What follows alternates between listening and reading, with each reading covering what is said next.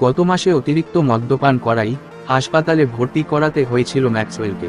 তার বিরুদ্ধে উঠেছিল এমনই মারাত্মক অভিযোগ। সেই ঘটনা নিয়ে ব্যাপক বিতর্ক হয়।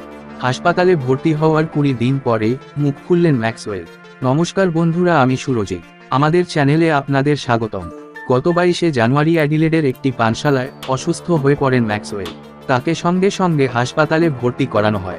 জানা যায়, অতিরিক্ত মদ্যপানের ফলেই অসুস্থ হয়ে পড়েছিলেন তিনি। যদিও এবার নিজের দোষ মেনে নিলেন ম্যাক্সওয়েল। ম্যাক্সওয়েল বলেন, সেই ঘটনা আমার এবং আমার পরিবারের উপর ব্যাপক প্রভাব ফেলেছিল।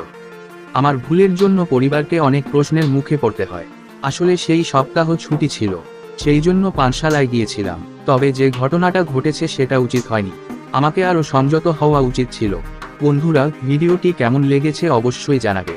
এরকম খেলার টাটকা খবর এবং আপডেট পেতে লাইক আর সাবস্ক্রাইব করুন আমাদের চ্যানেলকে। ধন্যবাদ।